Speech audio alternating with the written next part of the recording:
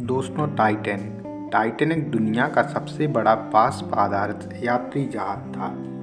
वह Southampton, England से अपनी प्रथम यात्रा पर 10 अप्रैल 1912 को रवाना हुआ।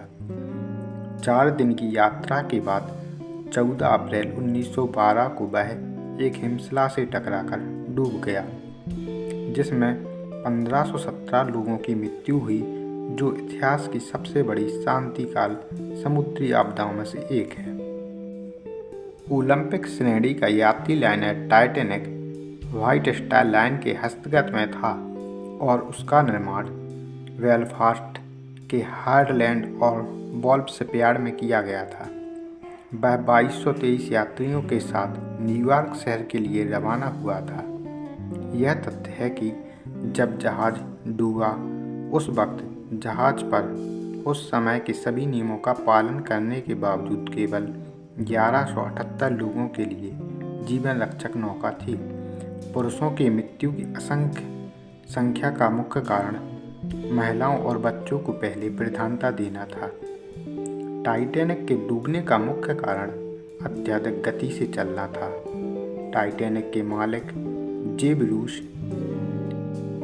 इसमें ने जहाज के कप्तान एडवर्ड स्मिथ को जहाज को अत्यधिक गति से चलाने के लिए कहा था। 14 अप्रैल 1912 को टाइटैनिक को 6 बर्फ की चट्टानों की चेतावनी मिली थी। कप्तान को लगा कि बर्फ की चट्टान आइसबर्ग आने पर जहाज मुड़ जाएगा, परंतु बदकिस्मती से जहाज बहुत बड़ा था और रडार छोटा था। बर्फ की चट्टान आने पर वह अधिक गति के कारण समय पर नहीं मुड़ पाया और चट्टान एक अनुमान के मुताबिक यह चट्टान करीब 10,000 साल पहले ग्रीनलैंड से अलग हुई थी से जा टकराया, जिससे जहाज के आगे के हिस्से में छेद हो गए और लगभग 11:40 पर वो डूबने लगा। तकरीबन 2:20 पर वो पूरा समुद्र में समा गया। जिस सागर में वह डूबा था, उसके जल का तापमान -2 डिग्री सेल्सियस था, जिसमें किसी साधारण इंसान को 20 मिनट से ज़्यादा जिंदा रह पाना नामुमकिन था। टाइटैनिक उस समय के सबसे अनुभवी इंजीनियरों द्वारा डिजाइन किया गया था और इसके निर्माण में उस समय में उपलब्ध सबसे उन्नत तकनीकी का इस्तेमाल किया गया था। यह कई लोगों के लिए एक बड़ा आघात था कि व्यापक सुरक्षा और सुविधा के बावजूद टाइटैनिक डूब गया था। आवेश में आई हुई मीडिया की ओर से टाइटैनिक के प्रसिद्ध आरोपी जहाज के डूबने का उपाख्यान, समुद्री कानूनों का भंग और जहाज के मलबे की खोज ने लोगों की टाइटैनिक में रुचि जगाने में काफ़ी योगदान दिया। टाइटैनिक का निर्माण टाइटैनिक ने विलासिता और बहुतायात में उसके सभी प्रतिद्वंदियों को पीछे छोड़ दिया था। प्रथम श्रेणी के खंड पर स्विमिंग पूल, एक व्यायामशाला, एक स्क्वैश कोर्ट, तुर्की स्नानगृह, इलेक्ट्रिक स्नानगृह और एक कैफ़े का बरामदा था। प्रथम श्रेणी के कमरों को अलंकृत लकड़ी के तख्तों, महंगे फर्नीचर और अन्य सजावट से सजाया गया था। इसके अलावा पेरिसियन कैफ़ प्रथम श्रेणी के यात्रियों के लिए सूर्य के उजास वाले साजो सजावट से युक्त बरामदे में भोजन की पेशकश किया करते थे। वहाँ प्रथम और दूसरे दर्जे के विभागों में पुस्तकालयों और नाई की दुकानों की सहूलियत थी। तीसरे वर्ग के कमरे पाइप के चल्लक, चौखटे और मजबूत टीक के लकड़ी से बना हुआ फर्नीचर से युक्त थे। जहाज की अवधि के लिए उसमें तकनीकी रूप से उन्नत सुविधाएं शामिल की गई थीं। टाइटैनिक के प्रथम श्रेणी के खंडों में बिजली से चलने वाली 3 लिफ्ट और दूसरे वर्ग के खंड में 1 लिफ्ट मौजूद थी। उसमें एक विस्तृत बिजली प्रणाली की सुविधा भी थी, जो भाप चलित जनरेटर से युक्त थी और जहाज में फैले हुए बिजली के तार लाइटों में रोशनी और 2 शक्तिशाली 1500 वाट के मार्कोनी रेडियो को बिजली पहुंचाते थे, जिसकी मदद से अलग अलग पाली में काम कर रहे ऑपरेटर यात्रियों के संदेशों का प्रसारण और अन्य जहाज़ों से निरंतर संपर्क रख पाते थे। प्रथम श्रेणी के यात्रियों ने ऐसी सुविधाओं के लिए एक भारी शुल्क का भुगतान किया था, उसमें सबसे महंगे एक तरफी ट्रांस अटलांटिक पार्क प्रवास के लिए $4350 अमेरिकी डॉलर का भुगतान किया गया था, जिसकी आज की तुलना में कीमत 95,860 अमेरिकी डॉलर से भी ज़्यादा होती। वह दुनिया का सबसे बड़ा जहाज था। इस हादसे में 1500 से ज़्यादा पुरुष, महिलाएं और बच्चों की मौत हुई थी। टाइटैनिक के डूबने से पहले घंटों में असल क्या हुआ, इस बारे में कई मिथक और कहानियां हैं। ज़्यादातर लोगों की जानकारी ऐतिहासिक तथ्यों पर नहीं बल्कि इस घटना पर बनी फिल्मों का नतीजा है। फिल्म टाइटैनिक एक ऐसी रहस्यमय कहानी थी जिसके अंत के कारण वो हमेशा चर्चा में रही। फिल्म का अंत दर्दनाक होता है, जिसमें प्रेमिका को बचाने के लिए प्रेमी अपनी जान दे देता है और प्रेमिका अपनी पूरी जिंदगी यादों के सहारे बिता देती है। आज से 106 साल पहले टाइटैनिक नाम का जहाज अपनी पूरी गति में था और आगे जाकर एक विशाल हिमखंड से टकरा गया। 2.5 घंटे के बाद जहाज अटलांटिक महासागर में डूब गया। फिल्म टाइटैनिक इसी घटना पर आधारित थी। इस हादसे में 1500 से अधिक पुरुष, महिलाएं और बच्चों की मौत हुई थी। Titanic film American James Cameron के निर्देशन में 1997 में बनी थी। 14 अप्रैल 1912 में हुई घटना को एक बार फिर याद दिलाने के लिए 2012 में फिल्म 3D इफेक्ट के साथ फिर से रिलीज की गई। तो इन गलतियों के कारण डूबा था टाइटैनिक जहाज। टाइटैनिक को डूबने में 2 घंटे 40 मिनट का समय लगा। जब भी टाइटैनिक शब्द जुबान पर आता है तो सबसे पहले सामने वो विचलित करने वाली तस्वीर बनती है। अप्रैल 1912 में अपनी पहली यात्रा पर निकला उस समय का सबसे विशालकाय, सुरक्षित और सबसे शानदार जहाज पहली यात्रा में ध्वस्त हो गया था। विशाल हिमखंड से टकराने के बाद इस जहाज ने अटलांटिक महासागर में जल समाधि ले ली थी। टाइटैनिक के आगे का हिस्सा इतना बड़ा था कि इसमें 30 लाख कीलें लगी हुई थीं। उच्च गुणवत्ता वाली कीलें लगाने के लिए बड़ी हाइड्रोलिक मशीन की ज़रूरत होती है, लेकिन ये संभव नहीं था। ऐसे में मैनुअली तरीके से इन कीलों को लगाया गया, जिससे इनकी गुणवत्ता में कमी रह गई। ऐसे में हिमखंड से टकराते ही जहाज का एक हिस्सा क्षतिग्रस्त हो गया और इसके टूटने से जहाज में पानी भर गया। RMS टाइटैनिक विशालकाय और संपूर्ण सुख सुविधाओं से लैस ऐसा जहाज था जिसका डूबना संपूर्ण विश्व में शोक व्याप्त कर गया था। 15 अप्रैल 1912 को जब दुनिया वालों को पता चला कि अपनी पहली यात्रा में ही ब्रिटेन से न्यूयॉर्क जा रही टाइटैनिक आज सुबह एक बड़े से बर्फ के पहाड़ से टकराकर दक्षिण अटलांटिक महासागर में डूब गया तो दुनिया में हलचल पैदा हो गई। होता भी क्यों ना, टाइटैनिक में पानी में उतरने वाला अब तक का सबसे बड़ा जहाज था। ऊपर से व्हाइट स्टार लाइन कंपनी द्वारा चलाए गए 3 ओलंपिक क्लास यात्री पोतों में से दूसरे नंबर का यह यात्री पोत जब डूबा तो 1500 से ज़्यादा लोगों की जिंदगियों को भी ले डूबा।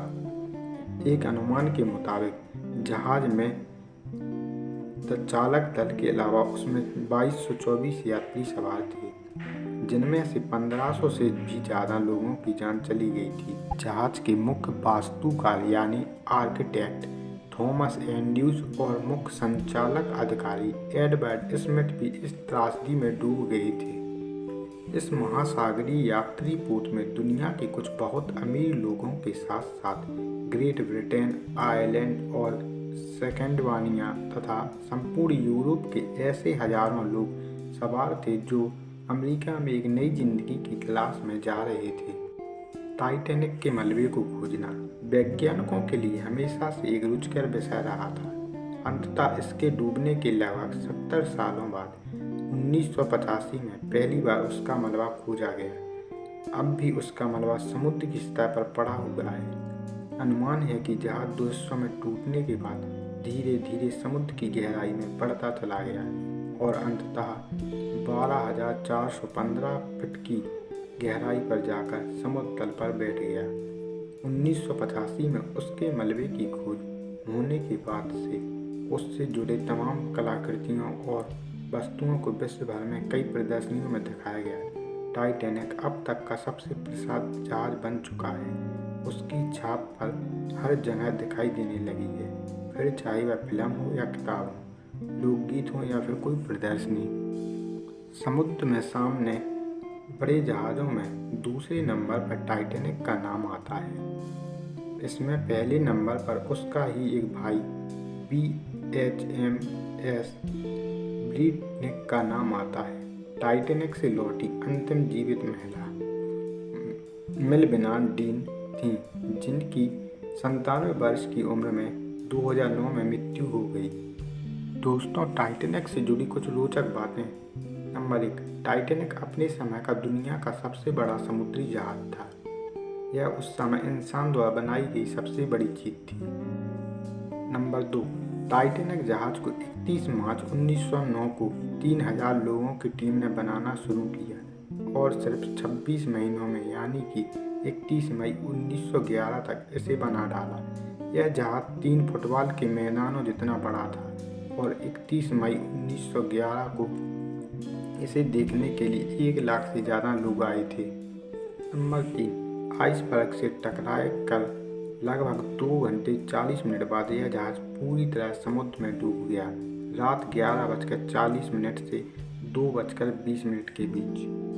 नंबर 4, एक अनुमान के अनुसार जहाज पर 3547 लोग सवार थे, जिसमें से 2687 यात्री और 860 क्रू मेंबर थे। इनमें से 1537 लोग इस हादसे में अपनी जान गंवा बैठे। नंबर 5, इस दुर्घटना में मरे सिर्फ 306 लोगों की लाशें ही मिल पाई थीं। नंबर 6, टाइटैनिक जिस पानी में डूबा था उसका तापमान -2 डिग्री सेल्सियस था, जिसमें कोई भी व्यक्ति 15 मिनट से ज़्यादा जिंदा नहीं रह सकता था। नंबर 7, जहाज के धीरे धीरे डूबने की मिलने के बावजूद भी इसके म्यूजिशियन इसके डूबने के वक्त तक गाना बजाते रहे, ताकि वो और कुछ समय बाद मरने जा रहे लोग अपने आखिरी पलों को खुशी से बिता सकें। नंबर 7, टाइटैनिक को हर दिन 600 टन कोयले की ज़रूरत होती थी। इसके 860 क्रू मेंबर्स की टीम में से 176 का काम सिर्फ कोयले की भट्टियों में कोयला डालना था। इस जहाज की चिमनियों से रोजाना 100 टन धुआं निकलता था। नंबर 8, टाइटैनिक की 4 बड़ी बड़ी चिमनियाँ थीं, जिनमें सिर्फ 3 से धुआं निकलता। चिमनी नकली थी और केवल इसका संतुलन बनाने के लिए लगाई गई थी। नंबर 9, टाइटैनिक दुर्घटना उत्तरी अटलांटिक सागर में हुई थी। जहाज का मलबा ढूंढने में 73 साल लग गई। काफ़ी कोशिशों के बाद 1 सितंबर 1985 को टाइटैनिक का मलबा ढूंढ लिया गया। नंबर 10, टाइटैनिक शिप में यात्रियों और क्रू मेंबर्स के खाने का अच्छा खासा इंतजाम था। जहाज पर खाने के लिए 86,000 पाउंड मीट, 40,000 अंडे, 40 टन आलू, 3500 पाउंड प्याज, 36,000 सेब के साथ कई तरह के खाने का सामान मौजूद था। नंबर 11, टाइटैनिक की मैक्सिमम स्पीड 43 किलोमीटर प्रति घंटा थी।